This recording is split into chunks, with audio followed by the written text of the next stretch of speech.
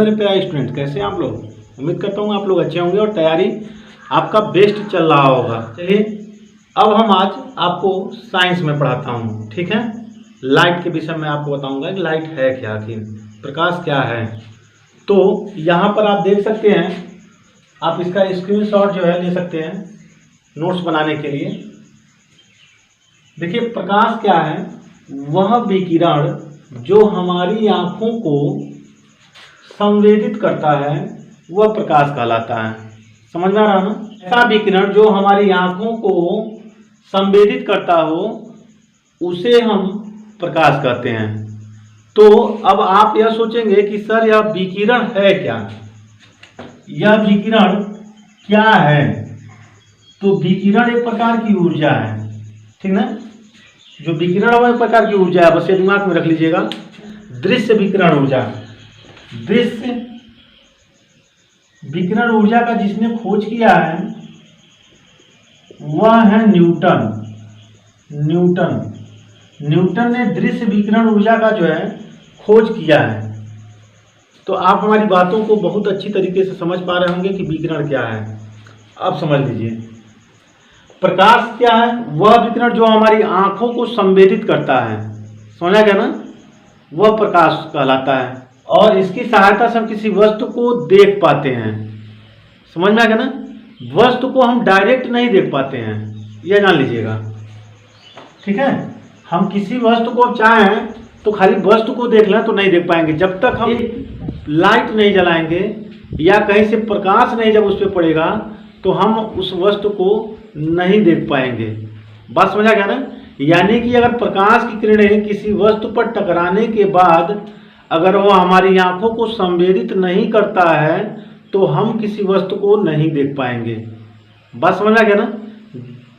कि हमको लग रहा है आपको क्लियर हो गया होगा। वैसे भी यह जान लीजिए कि विकिरण हमको लग रहा है आपको समझ में आ गया विकिरण है क्या, ठीक है। तब मैं आगे आपको बताऊं। तो विकिरण क्या है, एक प्रकार की ऊर्जा जो चुंबकीय तरंगों के माध्यम से चलती है। समझ में आ गया। और दृश्य विकिरण की खोज किसने किया है, न्यूटन नामक वैज्ञानिक ने किया है, ठीक है। तो जो हमारी आंखों को संवेदित करती है, तो अगर हम बता दें आपको कि यहाँ कोई वस्तु रखा गया है, क्या रखा है, वस्तु, और यहाँ पर आंख है, आई, समझेगा ना। अब आप कहेंगे कि सर हम इस वस्तु को देखना चाहते हैं। तो जब हम इस वस्तु को देखना चाहेंगे, अगर हम लाइट बंद करना, जैसे रात में अगर हम देखना चाहते हैं तो क्या हम किसी वस्तु को देख पाते हैं, मुमकिन नहीं है। हम लोग जब लाइट जलाते हैं तो ऑटोमेटिक वह वस्तु जो है दिखने लगता है। समझ में आ गया ना।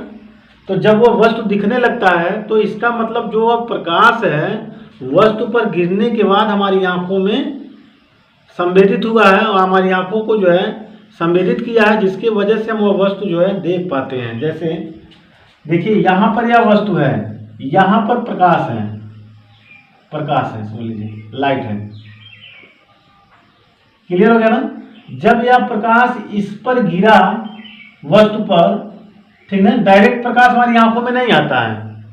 अच्छा ये बताइए सूर्य की तरफ ऐसे देखिए तो क्या आप देख पाएंगे, देखेंगे तो कुछ समय बाद आपकी आंख जो है एकदम चकमका जाएगा, समझ लीजिए। मतलब उसके बाद आमने सामने कोई वस्तु दिखाई नहीं देगी। तो प्रकाश डायरेक्ट हमारी आंखों पर ना गिरकर वस्तु पर गिरता है, या दिमाग में रख लीजिएगा, ठीक है। तो मान लीजिए यहाँ कोई वस्तु है और यहाँ क्या है, लाइट है। तो यह लाइट जो है पहले कहाँ गिरती है, वस्तु पर, और वस्तु पर गिरने के बाद जो है यह हमारी आंखों को संवेदित करती है, ठीक है ना।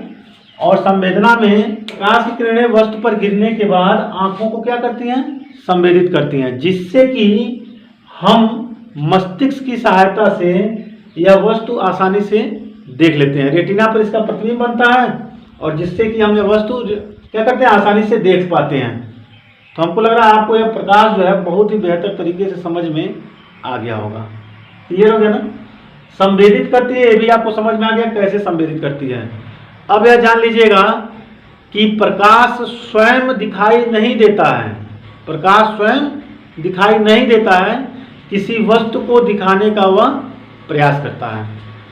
ठीक है। तो अब तो एकदम क्लियर हो गया होगा, आपको कम हो गया होगा कि प्रकाश है क्या, समझ में आ गया। अगर आप हमारे चैनल पर नए हैं तो चैनल को सब्सक्राइब और बेल आइकन की घंटी दबाकर हमारा सहयोग कर सकते हैं। तो सब्सक्राइब कर चुके हैं तो लाइक, कमेंट्स और शेयर करना बिल्कुल ना भूलें। चलिए आगे बढ़ते हैं हम। प्रकाश के गुण हम देखते हैं क्या है। प्रकाश के गुण क्या क्या हो सकते हैं। आप इसका इस प्रकाश विद्युत चुंबकीय विकिरण के रूप में चलता है। अभी हम बताए हैं कि विकिरण है क्या। विकिरण एक प्रकार की ऊर्जा है। दूसरा है, प्रकाश के लिए माध्यम की कोई आवश्यकता नहीं होती है। यह नहीं है कि केवल वह एक माध्यम से दूसरे माध्यम में वह प्रकाश सीधी रेखा में बिल्कुल चलती है, ठीक है ना। प्रकाश क्या होती है, बिल्कुल सीधी रेखा में चलती है, उसमें माध्यम हो या न हो। मतलब वह निर्वात में भी चल सकती है और वात में भी चल सकती है, समझ आ गया ना। दोनों में वह चलती है, तो कोई माध्यम की आवश्यकता इसमें नहीं होती है। यह निर्वात में भी गति कर सकती है, बात समझ आ गया ना। निर्वात, निर्वात मतलब जहां हवा न हो। क्लियर हो गया। तीसरा नंबर है, निर्वात में प्रकाश की चाल 3 × 10⁸ मीटर प्रति सेकंड होता है। मतलब वह 1 सेकंड में इतनी दूरी चल सकती है। जैसे देखिए, इसका मतलब 3 × 10⁸ का मतलब यह जो है आप लगा सकते हैं,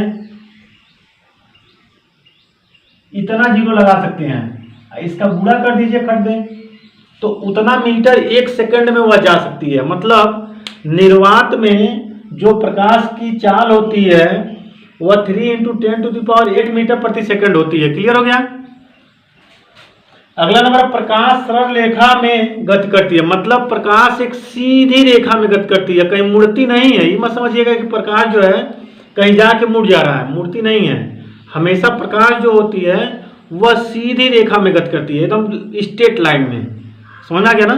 जैसे सूर्य का जब प्रकाश चलता है पृथ्वी तक आता है तो बीच में कहीं मुड़ता नहीं है, समझ आ रहा ना, चारों तरफ फैल जाता है, सीधी रेखा में चलता है, समझ में आ गया।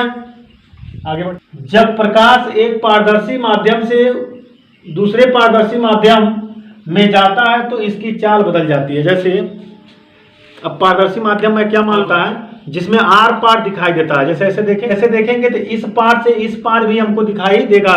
मतलब अगर आंखों पे लगाएंगे, जैसे चश्मा देख लीजिए, तो चश्मा क्या है, पारदर्शी है, समझ आ गया। पारदर्शी माध्यम से प्रकाश गुजरता है तो उसमें अपवर्तन की क्रिया हो जाती है, मतलब उसकी चाल बदल जाती है। जैसे चश्मा, एक शीशा रख लेंगे अगर अपने पास और प्रकाश होकर उससे गुजारेंगे ना, तो इस माध्यम से अगली माध्यम में जो दूसरे माध्यम में जाएगा, मतलब इस कांच से होकर जब उस माध्यम में जाएगा दूसरी तरफ, माने पहली तरफ से तो हम टार्च से जला रहे हैं, चाहे कोई प्रकाश दे रहे हैं इसको, और जब इस पे टकराएगा कांच पे, अगर कांच पारदर्शी होगा तभी ऐसा हो सकता है। माने आर पार जब दिखाई देगा, ट्रांसपेरेंट रहेगा पूरा, तभी वह जो है ऐसा हो सकता है। माने आर पार दिखाई देना चाहिए, ठीक है।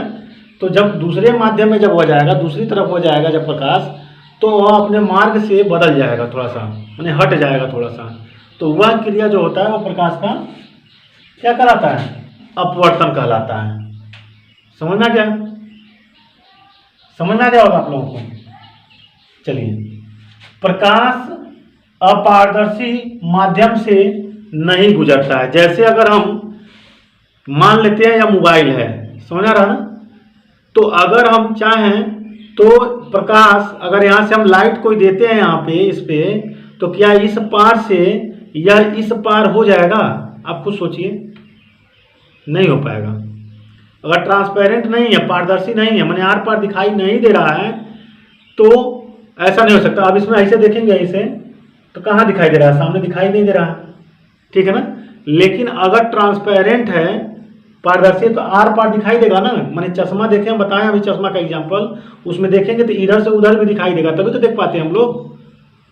चश्मा लगाएंगे, अगर इधर से उधर नहीं देखेगा तो कैसे दिख पाएंगे, बताइए।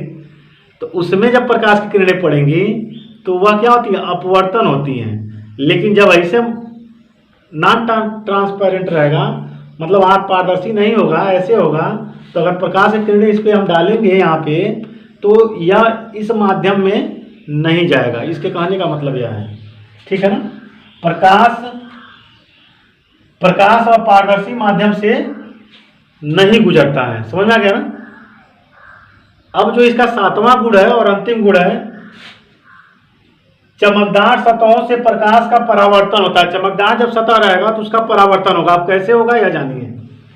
आप लोग शीशा देखिए ना, शीशा, दर्पण, चाहे ये ले लीजिए, ये मोबाइल है, मोबाइल ले लीजिए और इस पे आप जब टॉर्च जलाइए तो आप देखेंगे जब टॉर्च हम जलाते हैं तो प्रकाश की किरणें यहाँ से, देखिए प्रकाश की किरणें इस पर टकराती हैं और इस पर टकरा के कहीं दिखाई देती हैं। अरे भाई खेल बहुत खेले होंगे आप लोग, एक चमकाने वाला घड़ी रहता है ना, तो आप क्लास में जब बैठते हैं तो बच्चों को ऐसे ऐसे करके जो ऐसे ऐसे करके खूब दिखाते हैं, उसके आँख पे लगाते हैं, तो वह जो क्रिया होती है, सूर्य का प्रकाश आया इस पर पड़ा और आप उसको जो है दिखा रहे हैं, चमका रहे हैं इस तरह से जो है, तो वह जो क्रिया होती है वह क्या होती है, परावर्तन की क्रिया होती है। ठीक ना। अब हमको लग रहा है आपको बिल्कुल समझ में आ गया होगा। शीशा देखें ना, शीशा, दर्पण, उसको ले लेते हैं, सबके मुंह पे ऐसे दिखाते हैं, आँख पे दिखाते हैं, तो चमक उसका जो है आँख ऐसे ऐसे वो करने लगता है, तो बहुत अच्छा लगता है आप लोगों को। क्यों? तो प्रकाश की किरणें इस पर पड़ा और इस पर पड़ने के बाद चूंकि अब ट्रांसपेरेंट नहीं है, आर पर नहीं है, लेकिन यह जो चीज़ें हैं वो पॉलिशदार हैं। ठीक ना। यह जो है चमकदार है, यह जो आगे बताया गया है वह क्या है, चमकदार है। तो चमकदार वस्तुओं पर जब प्रकाश की किरणें पड़ती हैं तो इस पर से टकरा कर पुनः इसी माध्यम में चली जाती है अधिकांश। ठीक ना। अधिकांश इसी माध्यम में चली जाती है। तो यह क्रिया जो होता है वह क्या होती है, परावर्तन की क्रिया होती है, रिफ्लेक्शन की क्रिया होती है। समझा गया ना। तो अब हमको लग रहा है आपको प्रकाश के गुण जो है बहुत ही बेहतर तरीके से समझ में आ गया होगा।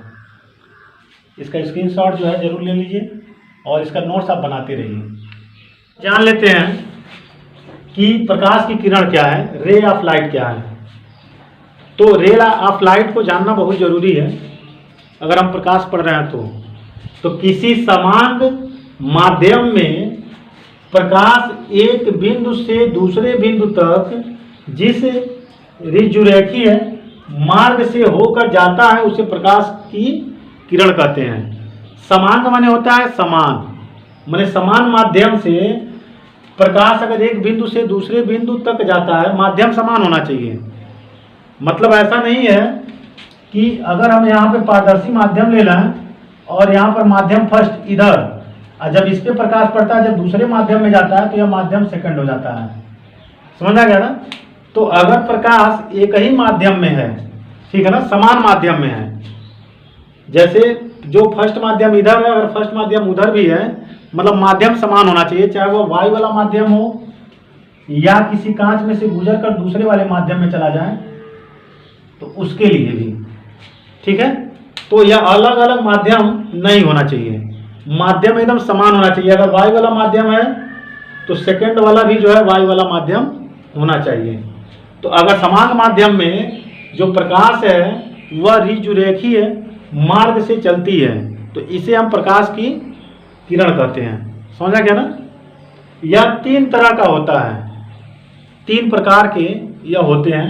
तो पहला जो प्रकार है वह अभिसारी है। तो अभिसारी क्या है, इस चीज को अब हम बताते हैं। यदि आपतित प्रकाश की किरण, अब आपतित प्रकाश क्या है, तो मान लीजिए कि यह एक कांच का टुकड़ा है या इधर कलई कर दिया गया है, दोनों चीजें आप समझ लो। तो यह ट्रांसपेरेंट है, पारदर्शी है, लेकिन यह पारदर्शी नहीं है। तो अगर हम इसमें प्रकाश की किरण, जैसे मान लीजिए यहाँ सूर्य है, तो यह जो सूर्य का प्रकाश है अगर इस पर पड़ता है, ठीक है, तो यह जो यहां से यहां तक का जो किरण है उसे आपतित किरण कहते हैं। आपतित किरण, ठीक है। या इधर देख लिया जाए, जब ट्रांसपेरेंट ना हो तब, पारदर्शी ना हो तब, तो यहां से यहां तक जो किरण है वह आपतित किरण है। आपतित किरण, क्लियर हो गया। आपतित किरण, अब अगर यह तो यह टकरा कर इधर निकल जाएगा, अब पारदर्शी होने की स्थिति में टकराएगा और इधर हो जाएगा, और यह टकराएगा तो इधर हो जाएगा। अच्छा इधर हो जाएगा, जैसे भी होगा इस कांच पर निर्भर करेगा कांच किस चीज का है, जल से होकर या प्रकाश जा रहा है कि कांच से होकर प्रकाश जा रहा है। जैसे भी होकर जाएगा उसके हिसाब से यह प्रकाश की किरणें यहाँ से आते आते हो वक्त मुड़ जाती हैं। यहाँ तक तो आपतित किरण सीधा चलता है या सीधा चलेगा, समझ में आ गया ना। लेकिन अगर यह किरण परावर्तन की स्थिति में मैंने एक माध्यम से दूसरे माध्यम में जा रहा है तो अपने मार्ग से विचलित हो जाएगा। इसको भी हम पढ़ाएंगे, लेकिन हम समझाने का प्रयास यह कर रहे हैं कि यदि आपतित प्रकाश, तो आपतित प्रकाश क्या है इसके लिए हम बताने के प्रयास कर रहे हैं। तो यही आपतित प्रकाश है, बिना परावर्तन के पहले या अपवर्तन के पहले जो प्रकाश होता है उसे हम आपतित प्रकाश कहते हैं। तो हमको लग रहा है आपतित प्रकाश एकदम क्लियर हो गया होगा, आप लोगों को कोई दिक्कत नहीं होगा। आपने समझ लिया होगा कि आपतित प्रकाश क्या है। परावर्तन चाहे अपवर्तन के पहले वाला जो प्रकाश होता है वही जो है आपतित प्रकाश है, कि सभी किरणें एक बिंदु पर मिलती हों तो उसे अभिसारी किरण पुंज कहते हैं। किरण पुंज मतलब एक ही साथ किरण को चलने की क्रिया, मतलब एक किरण नहीं कई किरण जब एक साथ चलते हैं तो उसे हम पुंज कहते हैं, मतलब वो इकट्ठा चलते हैं। तो अगर यह मान लीजिए कि कोई बिंदु है और इस पर एक प्रकाश की किरण इधर से इधर से इधर से ऐसे करके एक बिंदु पर अगर एकत्रित हो रही हैं तो उसे हम अभिसारी कहते हैं। देखिए प्रकाश किरण की दिशा मैं बता दे रहा हूँ, इधर से इधर जा रहा है। जैसे सूर्य का प्रकाश एक बिंदु से चल रहा है तो वह चारों तरफ फैल रहा है, लेकिन अगर हम उत्तल लेंस ले लें और उस प्रकाश को फिर इकट्ठा कराएं तो जब उस पर गिरता है तो वह पुनः क्या करता है, एक बिंदु पर इकट्ठा हो जाता है। तो फैले हुए प्रकाश को वह क्या करता है, उत्तल लेंस एक बिंदु पर इकट्ठा कर देता है। तो ऐसे को हम क्या कहेंगे, अभिसारी कहेंगे, अभिसारी किरण पुंज। मतलब फैले हुए प्रकाश को अगर एक बिंदु पर वह इकट्ठा कर रहा है, एक बिंदु पर लाकर जमा कर दे रहा है, मिला रहा है, तो उसे हम अभिसारी कहेंगे। ठीक ना, एक बिंदु पर। एकदम क्लियर हो गया होगा। तो यह नंबर 1 है अभिसारी। पे आते हैं आप अपसारी पर। अपसारी क्या होता है, तो यदि प्रकाश की सभी किरण किसी एक बिंदु से आती हुई प्रतीत हो रही हैं तो उसे अपसारी प्रकाश किरण पुंज कहते हैं। जैसे अगर मान लीजिए यहाँ कोई एक टार्च ले लिया जाए, टार्च, और उसे टार्च को जलाया जाए, तो जलाया जाएगा तो उसका जो बिंदु होगा वह एक बिंदु से प्रकाश किरणों को क्या करता है, फैला देता है। तो उसे हम अपसारी कहते हैं। ठीक है ना, ऐसे ऐसे किरण को फैला देगा, ऐसे चारों तरफ। देखिए एक बिंदु से यह जाती हुई प्रतीत हो रही है, देखिए क्लियर हो गया ना। तो ऐसे किरण पुंज को हम अपसारी किरण पुंज कहते हैं। ठीक है, अपसारी प्रकाश किरण पुंज कहा जाता है। मतलब कि अगर एक बिंदु से प्रकाश की किरणें फैल रही हों तो उसे हम अपसारी किरण पुंज कहते हैं, जैसे टार्च। यदि आप हमारे चैनल पर नए हैं तो चैनल को सब्सक्राइब और बेल आइकन की घंटी जरूर दबा दें और लाइक, कमेंट्स और शेयर करना ना भूलें। चलिए हमसे ज़्यादा से ज़्यादा जुड़ें जिससे कि आपको ज़्यादा से ज़्यादा लाभ हो। समांतर किरण पुंज के विषय में हम जानते हैं। तीसरा नंबर जो है, यदि प्रकाश की किरण सभी किरणें, यदि प्रकाश की सभी किरणें आपस में कभी ना मिलती हों, मतलब कभी ना काटती हों, उसे हम समांतर किरण पुंज कहते हैं। जैसे यहाँ पर समांतर, यह समांतर किरण पुंज है। देखिए इसके समांतर यह है, इसके समांतर यह है। समांतर रेखा आप समझ रहे होंगे क्या होता है, ऐसी रेखाएं जो कभी आपस में मिलती ही ना हो उसे हम समांतर रेखा कहते हैं। तो वही समांतर किरण पुंज भी सेम उसी तरह का है कि ऐसी किरणें जो आपस में कभी मिलती ही ना हो उसे हम समांतर किरण पुंज कहते हैं। तो क्लियर हो गया आप, कोई दिक्कत तो है नहीं।